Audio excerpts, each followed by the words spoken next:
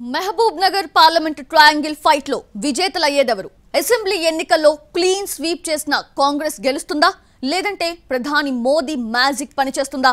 మళ్ళీ బరిలో నిలిచిన బీఆర్ఎస్ సిట్టింగ్ ఎంపీ పరిస్థితి ఏంటి? గెలుపుపై ఎవరికి వారే లెక్కలు వేసుకుంటున్నారా?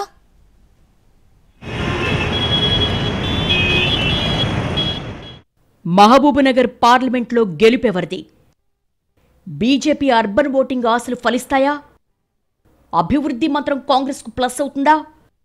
బీఆర్ఎస్ ది నామమాత్రపు పోటీయేనా?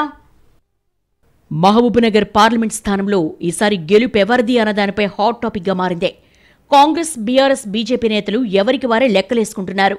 కాంగ్రెస్ తరపున మాజీ ఎమ్మెల్యే చల్లా వంశీచంద్ రెడ్డి, బీజేపీ నుంచి జాతీయ ఉపాధ్యక్షురాలు డీకే అరుణ, బీఆర్ఎస్ తరపున సిట్టింగ్ ఎంపీ మన్నె శ్రీనివాసరెడ్డి బరిలోకి దిగారు. మొదటి నుంచి త్రిముఖ పోరు సాగుతుందని లెక్కలేసిన విశ్లేషకులు తీరా పోలింగ్ నాటికి కాంగ్రెస్ వర్సెస్ బీజేపీగా ఫైట్ నడిచిందని తేల్చేశారు.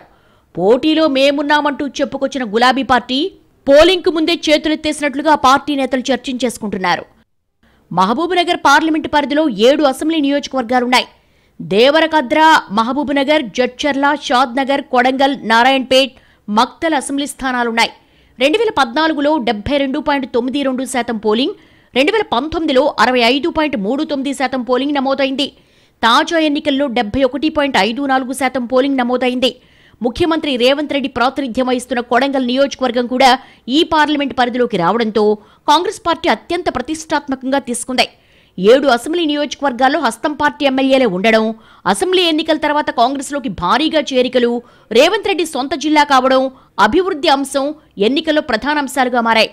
నారాయణపేట, కొడంగల్ ఎత్తిపోతల మంజూరు, సంగంబండ కాలువ అడ్డంకుల తొలగింపు వంటి వాటిని ప్రజల్లోకి తీసుకెళ్లింది కాంగ్రెస్.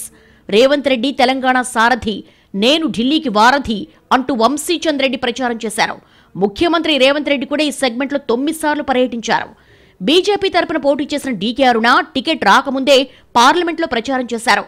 మోడీ మేనియా, కేంద్ర ప్రభుత్వ పథకాలు, అయోధ్య టెంపుల్, మహిళా ఈక్వేషన్, ఔర్ ఏక్ బార్ మోడీ సర్కార్ అంటూ ప్రజల్లోకి వెళ్లారు. అర్బన్ ఓటింగ్ తమకు కలిసొస్తుందని భావిస్తున్నారు. వివిధ రకాల సమీకరణాలతో గెలుపు పక్కా అని ధీమాతో ఉంది కమలదళం.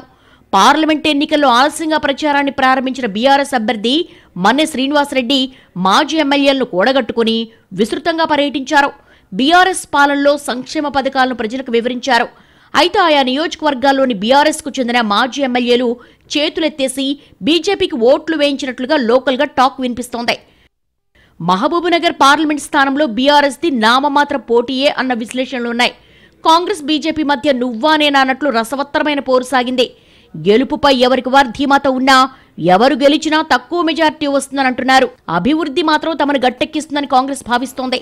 సీఎం సొంత నియోజకవర్గం కూడా ఈ పార్లమెంటు పరిధిలో ఉండడంతో గెలుస్తామన్న ధీమాలా ఉంది.